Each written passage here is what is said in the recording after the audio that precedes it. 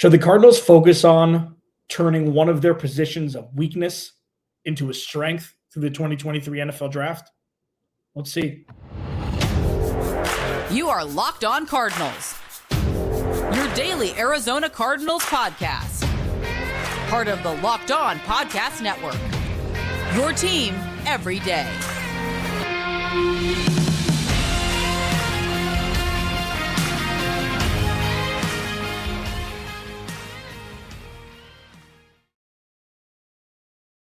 Cardinals, your team every day. Alex Clancy here. Follow me on Twitter, Clancy's Corner. Follow the podcast at Locked On AZ Cards. Please subscribe to the YouTube channel on our way to 3,000 subscribers. Thank you for making Locked On Cardinals your first listen each and every day, free and available on all platforms. Kind of a hodgepodge podcast today.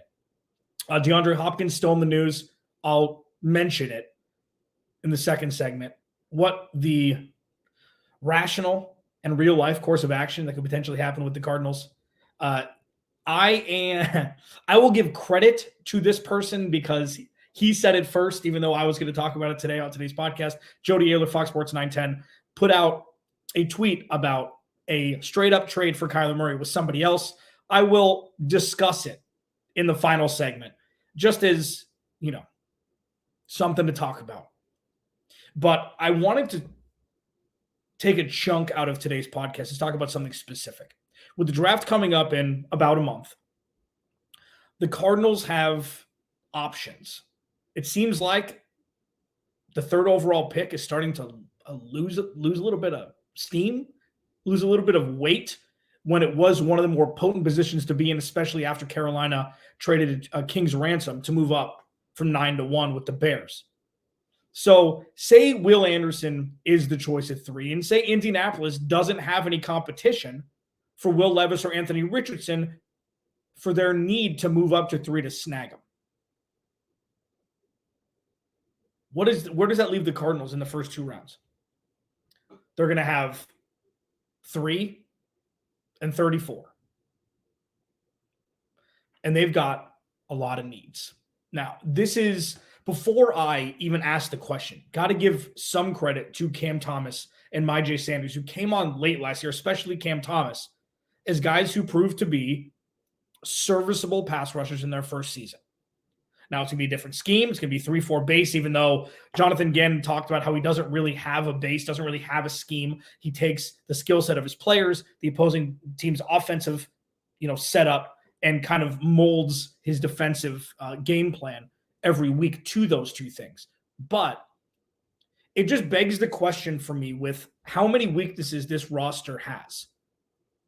Cornerback, pass rush, interior defensive line, offensive line, wide receiver with DeAndre Hopkins gone, even though the wide receiver group and the running back room are probably two of the stronger ones to go with Budda Baker and Jalen Thompson over the top at safety position. But it makes me think, instead of drafting, say they draft Will Anderson at 3, instead of just drafting an offensive lineman to draft one at the start of the second round, or draft a corner just to draft or a corner, or interior defensive line, just interior defensive line. What if the best player available for the Cardinals in the second round is another edge rusher? It's like, well, why would you do that? Why would you, take a very important draft for the future of this team and just overload on one position? And then I was thinking the other side. Why wouldn't you? Now, conventional wisdom says draft a position of need twice, 2 separate positions. And I get that. Draft a potential corner for the future, draft a potential nose tackle for the future, or interior defensive lineman with this setup, with this base. But I can't help but shake the idea, and just go with me here, okay? I have you thinking here on Locked On Cardinals, and not just, well, this is what other people said, and this is what I think about it. Think about this. What if they draft 2 edge rushers? What would that mean for this team with the coach and defensive coordinator that the Cardinals now have? And this is all predicated upon, it's crapshoot with the draft. I get all that. Let's just, in a vacuum, say the Cardinals stick at 3 and draft Will Anderson, and then say the Cardinals draft EJ Ojulari out of LSU. BJ Ojulari, sorry. I thought I had that wrong. BJ Ojulari, edge rusher out of LSU in the second round. Who's going to be there? And you take 2 pass rushers from the 2 powerhouse colleges in the SEC. I guess you put Georgia in there also. But then you have a pass rush for the future.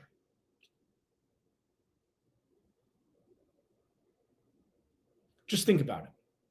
What's the Cardinals' strength right now?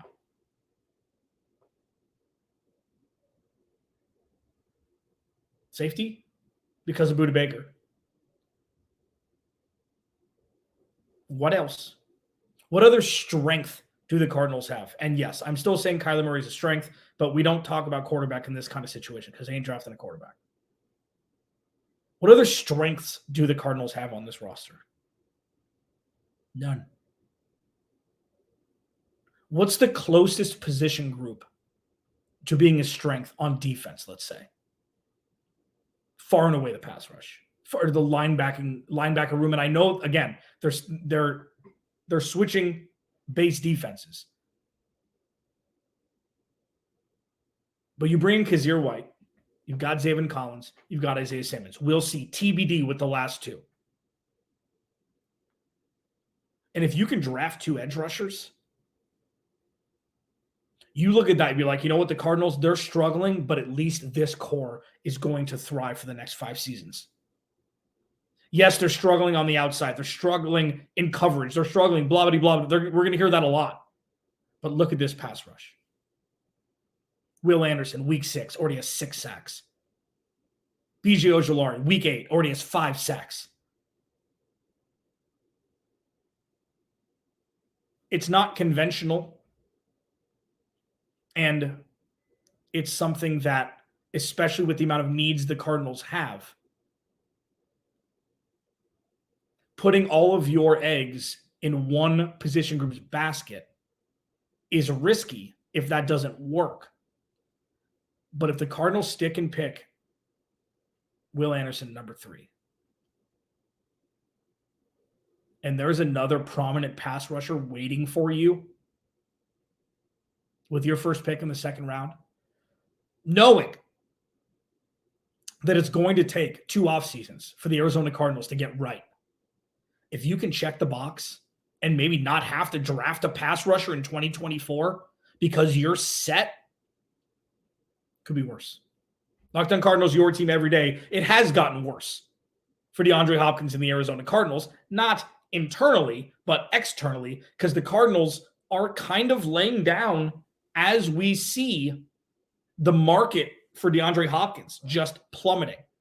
Albert Breer and others have reported that teams want more of a Brandon Cooks package of a 5th and a 6th to trade for DeAndre Hopkins instead of what the Cardinals want, which is a 2nd round plus. Which side's going to give? This episode of Locked On Cardinals is brought to you by FanDuel. The tournament, man, Final 4, sexy. No 1 seeds, no 2 seeds, no 3 seeds. Crazy. That tournament is heating up, and there's no better place to get in on the action other than FanDuel, America's #1 sportsbook. That's because right now, FanDuel is giving new customers a no-sweat first bet up to $1,000. That's up to $1,000 back in bonus bets if your first bet doesn't win. Just go to FanDuel.com/lockedon and sign up today to claim your no-sweat first bet. Then you can wager on everything from the money line to point spreads to which team will be cutting down the net, all on the app that's safe, secure, and super easy to use. So don't miss your shot at a no-sweat first bet up to $1,000 when you join FanDuel today. Just go to FanDuel.com/lockedon to sign up. Make every moment more with FanDuel. The Arizona Cardinals need to make every moment more in the 2023 NFL Draft. And there's so many different ways that they can go. Alex Clancy, Locked On Cardinals. Please go like, subscribe, YouTube channel, turn the notifications on, leave a comment. It's going to be a fun offseason. It's going to be fun. With the 3rd overall pick losing its luster, it seems at this point, and now listen, we're a month away. So there's anything could happen at this point. There could be a team that gets an itch. It's like, listen, Anthony Richardson's the guy. Here's 2 first-round picks. We're going to move up 7 spots. It's possible. I think the easiest trade down scenario would be for Indy, but that only is predicated upon another team wanting to move up to draft a quarterback at number 3. Otherwise, Indy has no incentive to trade up. They'll just let that quarterback fall. So if the Cardinals do draft at 3 and they do draft Will Anderson, what's to say doubling up on pass rush just to check a box and say, you know what? There are a bunch of other issues on this roster, but the pass rush, check. And the Cardinals desperately need it, especially after what we saw last season, even though, J.J. Watt had double-digit sacks and Cam Thomas and Myjai Sanders kind of came on towards the end of the season. The pass rush was awful during games that mattered early on in the season. DeAndre Hopkins, still an Arizona Cardinal. I still think they should extend him. And I understand, I know what a rebuild is. I know the definition. Thank you. I understand what teams normally do when rebuild. I get it. 39 years on this planet, fully understand what a rebuild is. And I also see that this isn't a rebuild centralized around no franchise quarterback. This isn't a rebuild centralized around 0 impact players. This is an 18-month rebuild, not a Chicago Bears rebuild, not a Cleveland Browns rebuild, not a Carolina Panthers rebuild. It's not that. What I see is Kyler Murray coming back mid-season and then back to full health in 2024. And what I see is the possibility of DeAndre Hopkins and Hollywood Brown lining up outside with Kyler Murray at quarterback. That's what I see. This makes it a lot more difficult to focus upon because we didn't see them play meaningful snaps together last year. Really, all 3 of them. We saw Hollywood Brown be a bona fide wide receiver 1 through the first 6 weeks. Or first 5 weeks or 6 weeks. And then DeAndre Hopkins comes back. Hollywood Brown gets hurt. And that was it. DeAndre Hopkins came back. 20 receptions, 250 yards in the first 2 weeks. Imagine both of them on the same field together.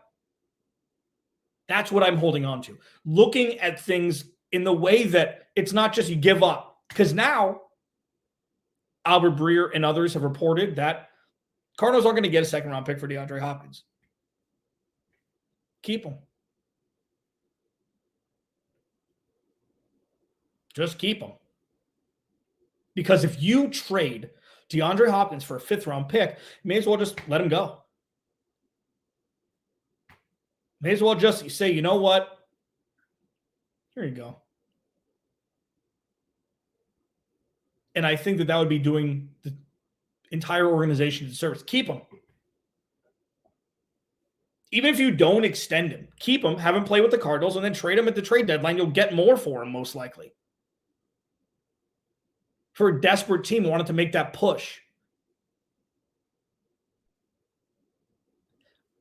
I don't adhere to the idea that just because this is what happens, that this is what needs to happen. Think, is Brandon Cooks better than DeAndre Hopkins? No. Is Brandon Cooks more impactful than DeAndre Hopkins, even when not getting thrown the ball, as it pertains to opposing defenses needing to account for him? No. The only thing that you could make an argument for with DeAndre Hopkins and Brandon Cooks is a couple years younger. I'd much rather have DeAndre Hopkins on the field for 10 games than Brandon Cooks for 17.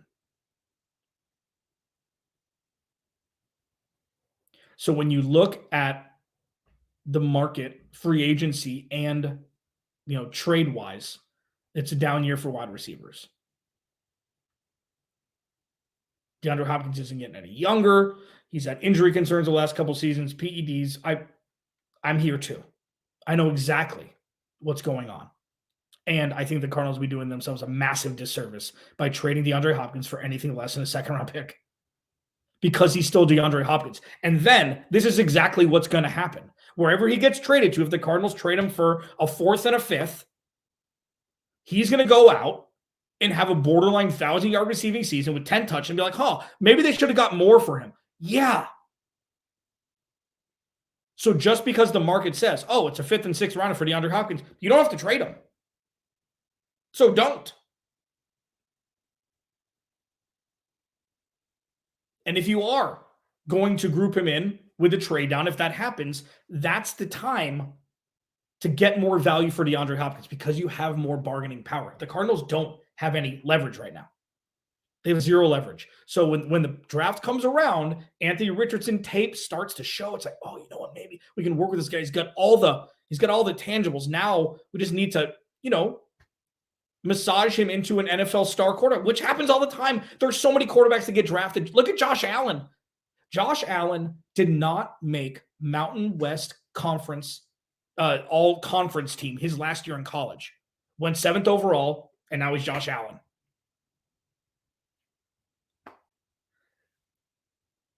The most leverage the Cardinals are going to have is either during the draft, on draft day, or around the draft where if they do trade back and package DeAndre Hopkins, or during the trade, right before the trade deadline in 2023. Not now. So you don't have to trade him. You don't have to extend him either, like I think they should. You front load it up. This year is going, if Kyler Murray doesn't play, if Kyler Murray misses only 3 or 4 games and plays, having DeAndre Hopkins is important because they could win this season. I'm going to say that again. If Kyler Murray only misses 3 or 4 games, the Cardinals could win this season with Hollywood Brown and DeAndre Hopkins. Sure, the rest of the defense isn't going to look great, but they're going to have a lot of picks. So while the question mark surrounding how long Kyler Murray is going to be out is really putting a damper on knowing what the hell is going to happen with this team, keeping DeAndre Hopkins is not a terrible option. The cap doesn't matter this year. If they're not adding any, it doesn't matter. And if you want to trade him at the deadline, cool. If you want to trade him when the draft happens, cool. They don't have to trade DeAndre Hopkins. And just because your friends are saying they don't have to trade DeAndre Hopkins. Oh, it's a rebuild. That's fine. And they don't have to trade DeAndre Hopkins. This isn't a play where the Cardinals are going to have $120 million in cap space. Like, oh, you know what? Having DeAndre Hopkins on the books for $20 million is going to make or break everything. It's not. The Cardinals are so far away from contention at this point as it pertains to adding other players. They're so far away from that having DeAndre Hopkins or not isn't going to make or break it. So why not keep a first ballot Hall of Famer if you're not going to get value for him? It's as simple as that. Locked On Cardinals, your team every day. Should the Cardinals trade Kyler Murray straight up for Lamar Jackson? It's a fun segment. Let's do it. Next. Alex Clancy, Locked On Cardinals. Now, I will, as I mentioned, give credit to Jody Ayler from Fox Sports 910, my former associate, because he tweeted this out in poll form before I could record this podcast. So I backloaded this instead of doing it as the first segment because there's other things to talk about always. Lamar Jackson wants out. People aren't happy with Kyler Murray in the Valley. Would you trade him straight up? I still wouldn't. I'd still choose Kyler Murray over Lamar Jackson. And there's a couple reasons why. Okay, there's a couple reasons why. I know how incredible Lamar Jackson is. I do. I've watched him from afar from a long time. Check out Kevin Ostreicher from Locked On Ravens, one of the best that we have on this platform. But I'm still keeping Kyler Murray. You know why? Kyler Murray's still a much better thrower of the football than Lamar Jackson is. And it's not even close. Not even close. Is Lamar Jackson better on the other side of the line of scrimmage? Maybe. He can break more tackles, but he still has more injury concerns than Kyler Murray has up until this point. He's missed more games, I think.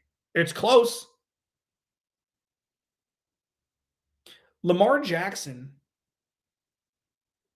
isn't like offering Patrick Mahomes or Justin Herbert for Kyler Murray or Joe Burrow. Lamar Jackson is not a 1%er. Like, he's not a top, 1A quarterback in this league. I think he's grouped in right above Kyler Murray. And he still hasn't gotten paid yet. And maybe he was treated unfairly in Baltimore. Maybe. Or maybe they saw that we know that he's saying this. We know what the ceiling is with Lamar Jackson. And if they're down 10 with 6 minutes left, maybe they need a quarterback who can throw them in the game faster or better than Lamar Jackson can. It'll be very interesting to see where Lamar Jackson goes because that offense was catered around him. Run first, run second, run third, play defense. Tight end. Like I don't understand the disconnect. Like 2 years ago, when he was throwing his team back into games because everybody was hurt before the season started, I thought that was his MVP year, not the year before that. That was the best he played in the NFL. But on 3rd and 9, I'm not trusting Lamar Jackson to split defenders and throw a pinpoint pass for a first down. I'm not. And this is year 5. I'm not. Kyler Murray, I would. At least more than Lamar Jackson. So I know that this is kind of a ridiculous premise because the chance of it happening is probably negative. Probably negative 20% that this would ever happen. But it's just interesting because their skill sets are so different. Lamar Jackson is, I think, 6'3". He's big. Kyler Murray isn't 6'3". And they both had incredible peaks and some not so great moments also. Now, while I think Lamar Jackson is probably a better quarterback than Kyler Murray, just in a vacuum, I'm still not trading Kyler Murray for Lamar Jackson straight up. I'm going to be doing a lot of draft talk this week. Got a couple of my buddies coming on who will remain nameless at this point. We will go deep into the draft as the Cardinals continue to remain stagnant in free agency, aside from some very low-level signings just to, fill out a roster ahead of the 2023 season. Alex Clancy, Locked On Cardinals. I'll talk to you tomorrow.